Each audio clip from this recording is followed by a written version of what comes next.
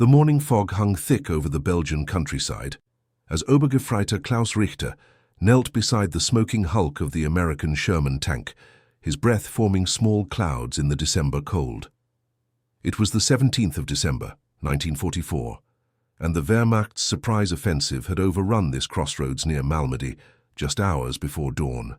The acrid smell of burned diesel and cordite filled his nostrils as he pried open the tank commander's hatch with his crowbar, expecting nothing more than the usual grim task of clearing American equipment for salvage. His hands trembled slightly, not from the cold, but from what lay ahead in the darkened interior. As sunlight broke through the mist and illuminated the tank's scarred armor, Richter had no way of knowing that what he was about to discover would haunt him for the rest of his life, challenge everything he believed about his enemies, and reveal an act of courage so profound that it would change how he understood the very nature of warfare itself. The note he would find, written in shaking handwriting on a torn piece of field manual, would expose a single American soldier's decision to disobey direct orders, a choice that saved the lives of an entire infantry company while sacrificing his own. No one in the advancing German columns knew that one man's defiance that morning would rewrite their understanding of what their opponents were truly capable of. Staff Sergeant Michael Patrick O'Connor had grown up in the coal mining town of Scranton, Pennsylvania, where his father, Patrick, worked the deep shafts that honeycombed the hills around their modest neighborhood. Born on March 22, 1921, Michael was the eldest of 5 children in a family where every penny mattered, and every decision was weighed against the harsh realities of the Great Depression. His mother, Mary Catherine, kept house with the efficiency of a woman who had learned to make miracles from nothing, stretching each dollar until it screamed, and ensuring that her children understood the value of both hard work and moral courage.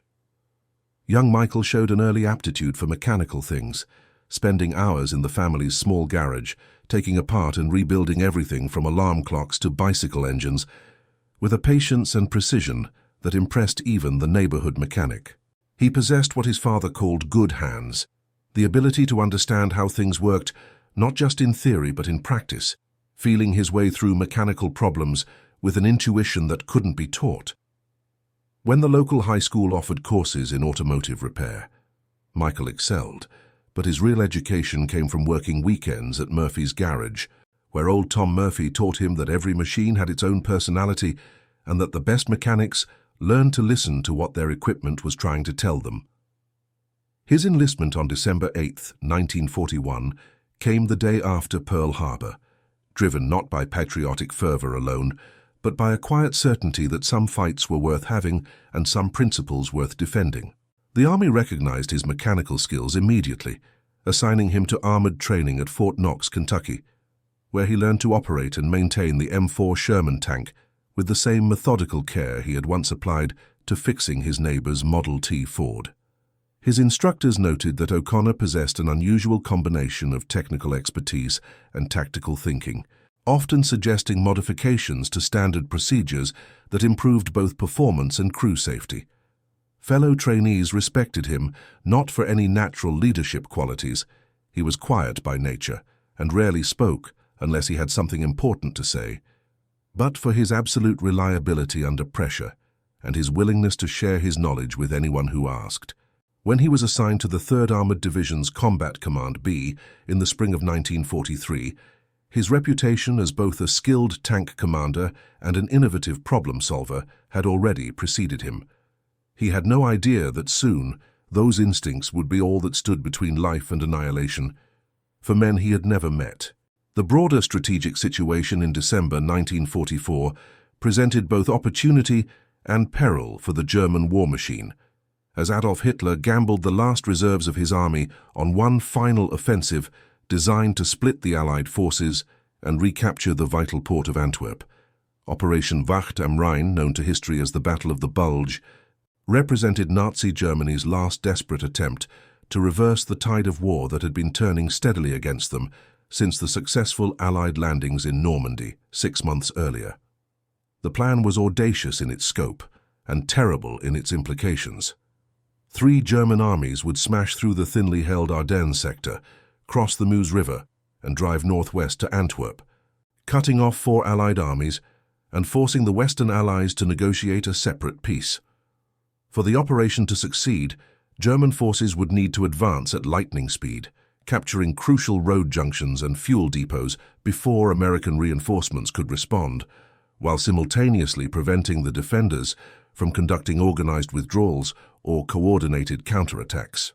The Ardennes had been chosen precisely because Allied commanders considered it unsuitable for large-scale armored operations, leaving it defended by inexperienced divisions resting after heavy combat or green units not yet committed to major fighting.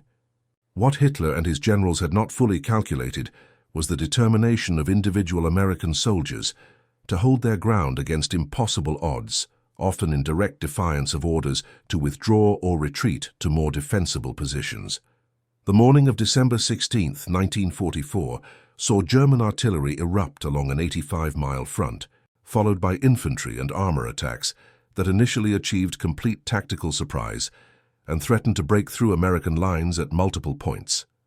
Small unit actions would prove decisive in the coming battle, as squad leaders and tank commanders made split-second decisions that would determine whether key positions held long enough for reinforcements to arrive or fell to the German advance. The mathematics of the situation was stark. German forces outnumbered Allied defenders by more than 2-to-1 in the initial assault sectors, with the attacking divisions possessing significant advantages in both artillery and armor during the critical first 48 hours of the offensive. Success or failure would often depend on the courage and initiative of individual soldiers who found themselves facing choices between following orders and following their conscience. The crossroads near Malmedy had been marked on German maps as Objective Baker, a minor road junction that would become crucial if the advancing spearheads were to maintain their timetable for reaching the Meuse River bridges. Staff Sergeant O'Connor's tank, nicknamed Irish Fury by his crew, was part of a hastily assembled defensive line that included elements of 2 different armored units and a company of infantry who had been separated from their parent battalion during the initial German assault. The orders from division headquarters were clear and unambiguous: hold the position until 1600 hours, then conduct a fighting withdrawal to secondary positions 3 miles to the rear, where a more substantial defense could be organized with proper artillery support and clear fields of fire. O'Connor studied these orders with growing concern, not because he questioned the tactical wisdom of the withdrawal. The position was indeed untenable against a sustained attack, but because he could see what his commanders apparently could not. A full company of infantry from the 28th Division was dug in along a ridgeline that would be completely exposed to German fire if the tanks withdrew as scheduled. These men, commanded by Captain James Morrison from a small town in Ohio, had been holding their position for 18 hours, despite being cut off from resupply and having suffered 30% casualties from artillery and small arms fire. Their communications had been severed by German infiltrators, which meant they had no way of knowing about the planned withdrawal and would be overrun within minutes of the tanks departing. O'Connor's gunner, Corporal Tony Ricci from Brooklyn, voiced what everyone in the tank was thinking. "Sarge, if we pull back now, those dog faces are dead meat." The tank commander found himself facing an impossible choice between military discipline and moral obligation, between following orders that made tactical sense and abandoning soldiers who had trusted him to provide supporting fire. Radio communications with battalion headquarters had become sporadic due to German jamming and the chaotic nature of the battle, which meant that requesting clarification or modification of orders was effectively impossible within the time frame available. Through his periscope, O'Connor could see individual infantrymen in their foxholes, some wounded but still manning their weapons, others sharing ammunition or water with wounded comrades who could no longer fight effectively. These were not abstract tactical considerations, but human faces, men with families and futures who would die if he followed his orders to the letter. The sound of approaching German armor was growing louder by the minute, and soon he would have to make a decision that would define not only his military career, but his understanding of what it meant to be a soldier in service to something larger than himself. And then silence fell over the radio net, until the next order came through, crackling with static and urgency, confirming the withdrawal and making his choice unavoidable. The crew of Irish Fury had been together for 8 months, long enough to develop the kind of unspoken communication that kept men alive in combat, but short enough that O'Connor still felt the weight of responsibility for their safety every time they rolled into action. Corporal Ricci, 22 years old and the son of Italian immigrants, had joined the crew straight from gunnery school and possessed the rare combination of steady nerves and quick reflexes that made him deadly accurate with the tank's 75mm main gun. Private First Class Williams, the loader, was a farm boy from Kansas whose deceptive strength and methodical approach to handling ammunition had already saved their lives on 2 previous occasions when rapid fire had been essential to breaking up German infantry attacks. Corporal Jackson, the driver, had grown up in Detroit working on automobiles with his father and understood the M4 Sherman's mechanical quirks better than some factory technicians, coaxing performance from the engine and transmission that often exceeded official specifications.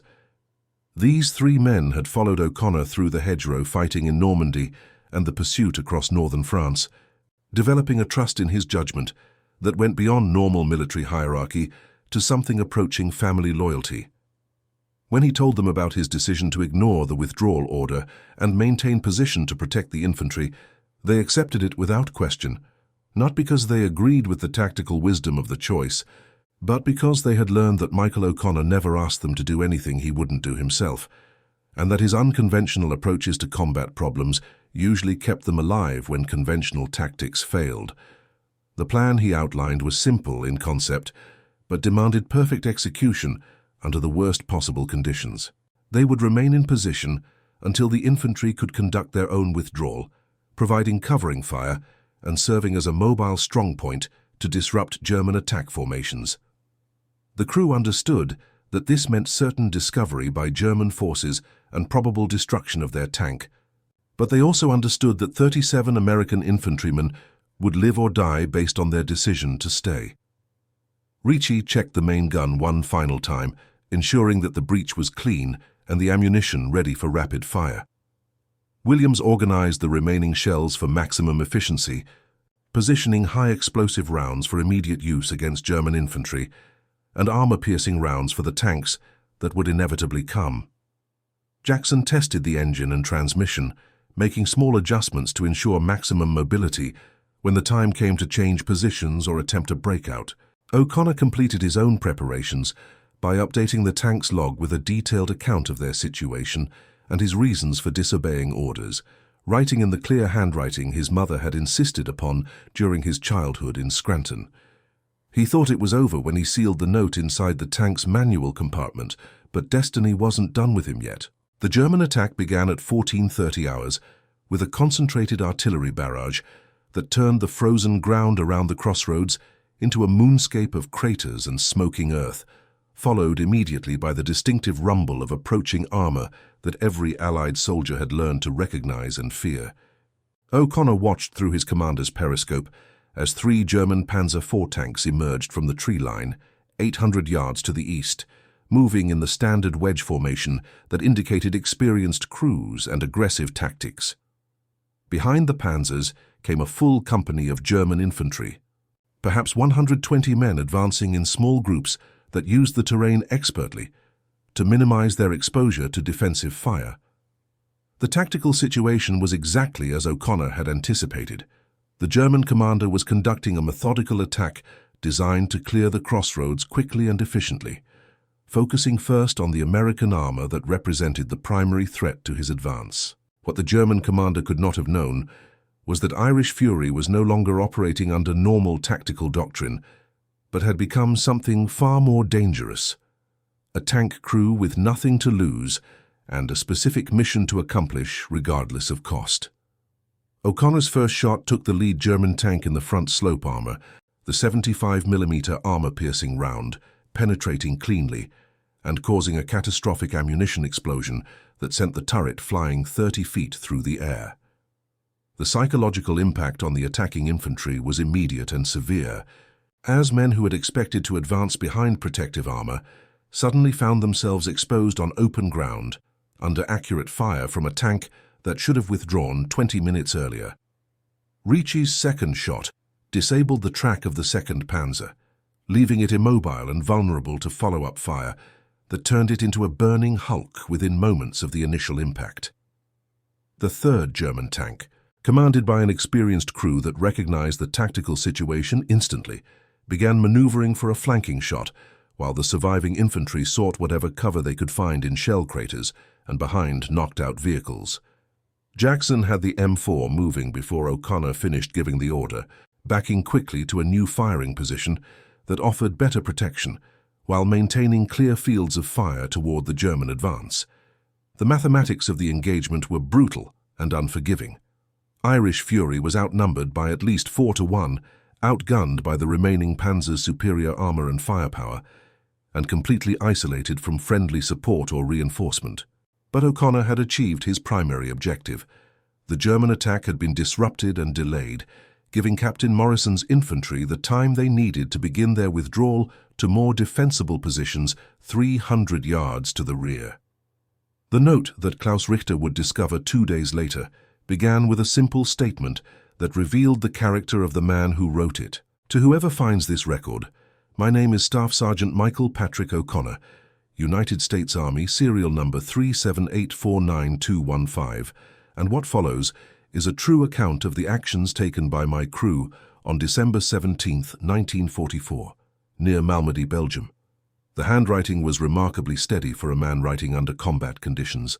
Each letter carefully formed as if O'Connor understood that these words might be the only testimony to his crew's sacrifice and wanted to ensure they would be clearly understood by anyone who discovered them.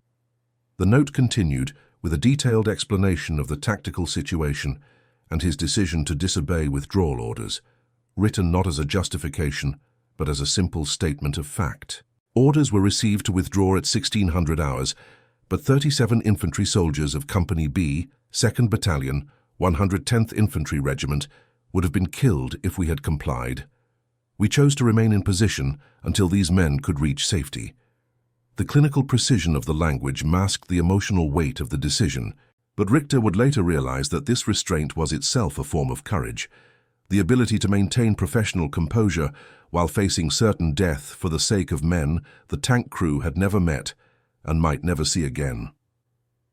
O'Connor had included detailed information about German tactics and equipment observed during the engagement, noting specific vulnerabilities in panzer armor and infantry formations that might be useful to future Allied commanders facing similar situations. He documented the modifications his crew had made to their tanks' ammunition storage and fire control systems, innovations that had improved their rate of fire by approximately 30% during sustained combat operations. Most significantly, he described the psychological impact of aggressive defensive tactics on attacking forces, observing that German infantry morale appears to break down rapidly when supporting armor is eliminated, suggesting that concentrated anti-tank fire should be prioritized over suppression of infantry formations. These were not the desperate ramblings of a doomed soldier, but the methodical observations of a professional warrior who understood that his death might serve a purpose if others could learn from his experience.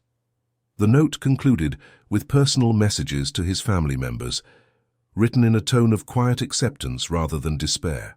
Tell my mother that I tried to be the man she raised me to be, and tell my father that the lessons he taught me about standing up for what's right were more valuable than he could have known.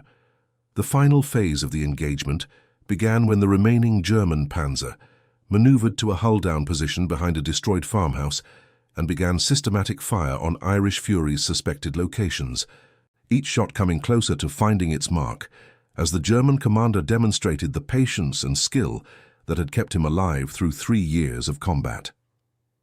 O'Connor understood that his tank's mobility advantage was rapidly disappearing as German infantry worked their way into positions that would allow them to attack with Panzerfausts and magnetic mines, weapons that could disable or destroy a Sherman tank regardless of armor thickness or crew skill. The tactical clock was working against him in every possible way.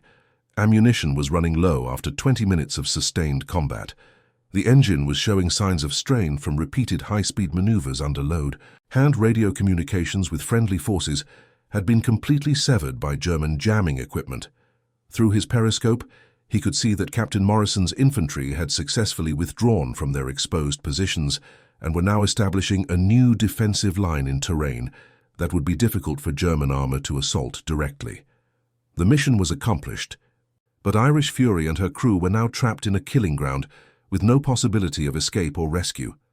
Jackson had kept the engine running despite the risk of detection, knowing that their only chance of survival lay in maintaining maximum mobility until the very last moment. Williams had redistributed the remaining ammunition for maximum effect, positioning the final armor-piercing rounds where Ricci could reach them quickly when the German Panzer revealed itself for a kill shot. The crew worked with the kind of silent coordination that came from months of training and combat, each man focused on his specific responsibilities, while maintaining awareness of the larger tactical picture that was rapidly closing around them. O'Connor made one final entry in his impromptu log, documenting the precise time and circumstances of their situation for whoever might eventually find the record. 15:57 hours, surrounded by enemy forces, ammunition nearly exhausted, engine damaged, but operational. We have delayed German advance by approximately 45 minutes and enabled friendly forces to establish defensive positions. Crew morale remains high. If we do not survive this engagement, please know that we faced our fate as soldiers should, with honor and without regret.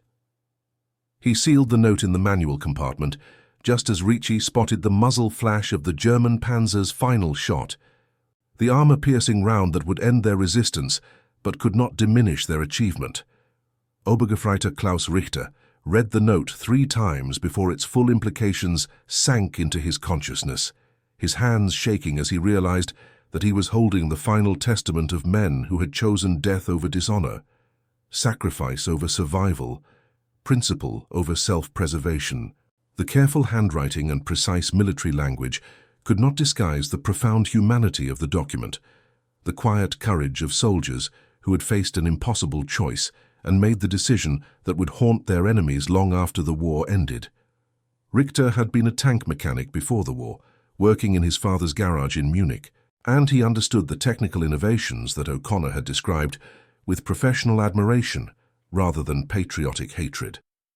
The modifications to ammunition storage and fire control systems represented exactly the kind of practical thinking that Richter would have applied to similar problems, the universal language of mechanical problem-solving that transcended national boundaries and military allegiances.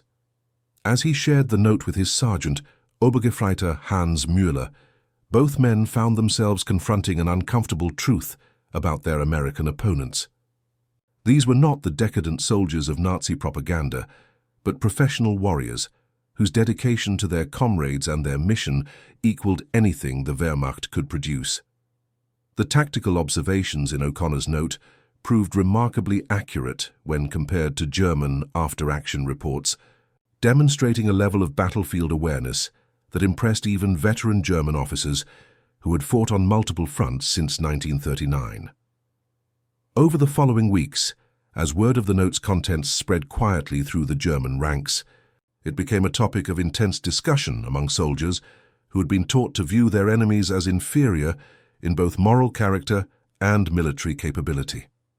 The reality documented in O'Connor's final message challenged these assumptions in ways that could not be dismissed or explained away by ideological conviction. Some German soldiers found their certainty about the rightness of their cause shaken by exposure to enemy courage that matched or exceeded their own, while others doubled down on their commitment to Nazi ideology as a way of avoiding the uncomfortable questions that O'Connor's sacrifice raised about the nature of heroism and the meaning of military service. The note became a kind of underground legend among German tank crews, copied and passed from unit to unit until most of the panzer divisions on the Western Front had heard some version of the story. For many German soldiers, it represented their first encounter with documented evidence that their enemies possessed the same virtues they claimed for themselves: loyalty, courage, self-sacrifice, and professional competence under extreme pressure. In the immediate aftermath of the engagement, Captain Morrison's infantry company successfully established defensive positions that held against 3 subsequent German attacks, ultimately contributing to the failure of the German offensive to maintain its crucial timetable for reaching the Meuse River bridges. The 45 minutes that Irish Fury had bought with its sacrifice proved strategically significant, as it allowed other Allied units to reorganize their defenses and coordinate counterattacks that would eventually turn the tide of the Battle of the Bulge. Morrison himself survived the war and returned to his hometown in Ohio, where he opened a small hardware store and rarely spoke of his combat experiences, except to tell anyone who would listen about the tank crew that had saved his company by disobeying orders. He corresponded with O'Connor's mother for more than 30 years, sending her annual letters on the anniversary of her son's death that described in detail how Michael's courage had enabled 37 other mothers to welcome their sons home safely. The tactical innovations described in O'Connor's note were quietly incorporated into American armored doctrine, improving the combat effectiveness of subsequent tank crews who never knew they were benefiting from the observations of a dead sergeant from Scranton, Pennsylvania. German analysis of the engagement led to similar doctrinal changes, as Wehrmacht commanders recognized that their opponents had demonstrated tactical flexibility and individual initiative that exceeded their previous estimates of American military capability. The psychological impact of the incident rippled through both armies in ways that could not be measured by traditional military metrics, but nonetheless influenced the conduct of subsequent operations. Allied soldiers who heard the story understood that courage and sacrifice were not abstract concepts, but practical necessities that could determine the difference between victory and defeat in the most desperate circumstances. Their German counterparts learned that American fighting spirit could not be dismissed as a product of superior equipment or overwhelming numerical advantage, but represented a genuine commitment to principles that would sustain resistance even against impossible odds. Klaus Richter kept a copy of O'Connor's note throughout the remainder of the war, reading it whenever he needed to remind himself that honor and courage were not the exclusive property of any single nation or ideology, but universal human qualities that could emerge in the most unlikely circumstances. After the German surrender in May 1945, Richter carried the note with him during his journey home to Munich, where he eventually reopened his father's garage and spent the rest of his life fixing mechanical problems with the same methodical patience that O'Connor had displayed during his final engagement. The broader implications of Staff Sergeant O'Connor's sacrifice extended far beyond the immediate tactical situation at the Belgian crossroads, reshaping how both American and German commanders understood the relationship between military discipline and moral courage. Allied after-action reports noted that units achieving the most success against German forces were those led by officers and non-commissioned officers who demonstrated tactical flexibility and willingness to adapt standard procedures to meet unexpected challenges. The doctrine of initiative that O'Connor had embodied through his decision to disobey withdrawal orders became a formal part of American military training, with his engagement used as a case study in leadership schools for decades after the war ended. German military analysts reached similar conclusions about the importance of individual decision-making at the tactical level, recognizing that rigid adherence to predetermined plans could not account for the complexities and rapid changes characteristic of modern warfare. The note itself became a historical document of extraordinary significance, eventually finding its way into the archives of both the United States Army and the German Federal Archives, where it serves as primary source material for historians studying the human dimension of military conflict. O'Connor's family learned of his heroism only after the war, when Captain Morrison traveled to Scranton to personally deliver the details of how their son and brother had died, saving the lives of men he barely knew. His mother, Mary Catherine, lived to be 93 years old, keeping her son's final letter in her Bible and reading it every Sunday until her death in 1987. His father, Patrick, never returned to the coal mines after the war, instead opening a small automotive repair shop that he named O'Connor and Sons in honor of the boy who would never come home to work alongside him. The shop remained in business until 1978, serving as an informal memorial to a man who had learned the value of hard work and moral courage in the hills of Pennsylvania and applied those lessons on a battlefield in Belgium. Local veterans from World War II made the shop an unofficial gathering place, where they would share stories about men like Michael O'Connor, who had faced impossible choices and made decisions that defined the character of an entire generation. The lessons of his sacrifice were not lost on subsequent generations of American soldiers who learned that true leadership often required the moral courage to choose principle over procedure, conscience over regulation, humanity over bureaucracy. The strategic impact of individual heroism on large-scale military operations became a subject of intense study in post-war military colleges, where O'Connor's engagement was analyzed alongside similar incidents to understand how tactical decisions by small unit leaders could influence the outcome of major campaigns. The Battle of the Bulge ultimately failed due to a combination of factors including weather, logistics, and Allied reinforcements, but historians have noted that the cumulative effect of countless small unit actions similar to O'Connor's sacrifice played a crucial role in disrupting German timetables and preventing the breakthrough that Hitler's plan required. The delay of 45 minutes achieved by Irish Fury and her crew was multiplied hundreds of times across the front as other American units made similar decisions to stand and fight rather than conduct ordered withdrawals, creating a pattern of resistance that German commanders had not anticipated and could not overcome. Klaus Richter's post-war memoirs, published in 1972, included a detailed chapter about finding O'Connor's note and its impact on his understanding of American fighting qualities.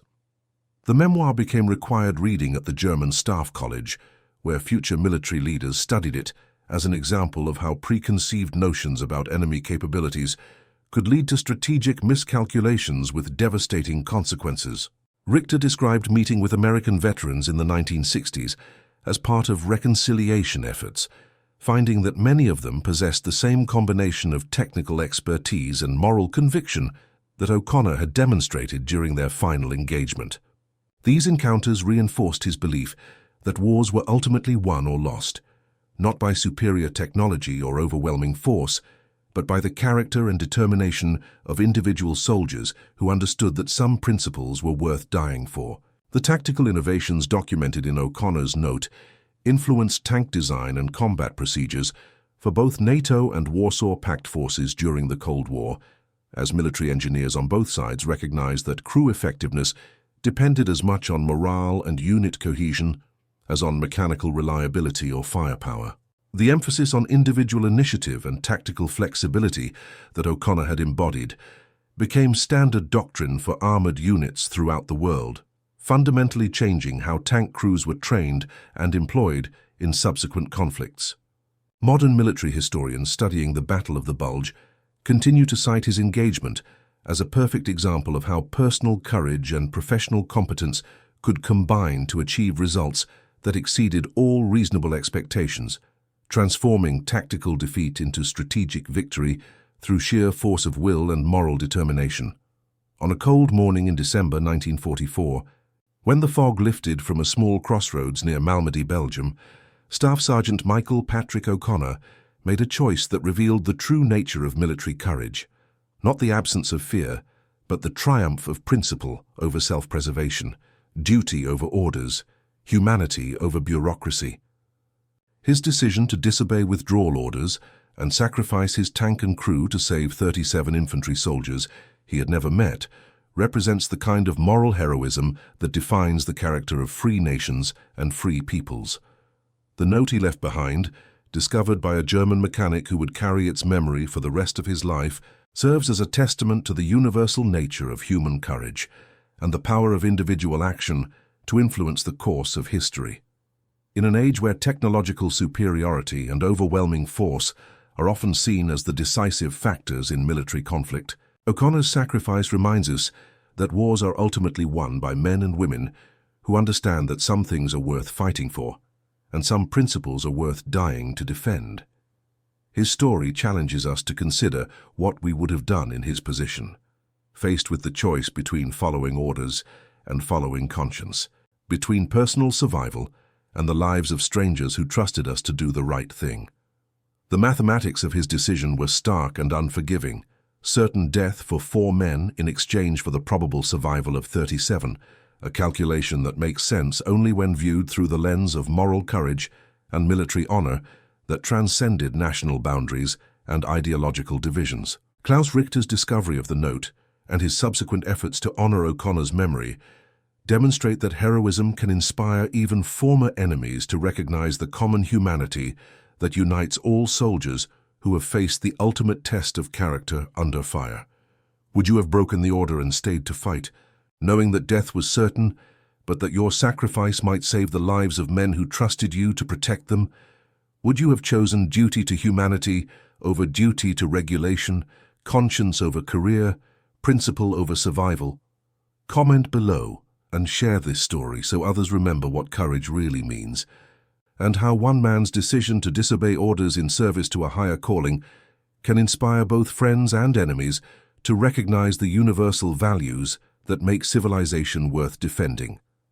In a world where moral relativism often obscures the distinction between right and wrong, Staff Sergeant Michael Patrick O'Connor's final engagement serves as a beacon of clarity, reminding us that some choices define not only our own character, but the character of the causes we serve and the nations we represent.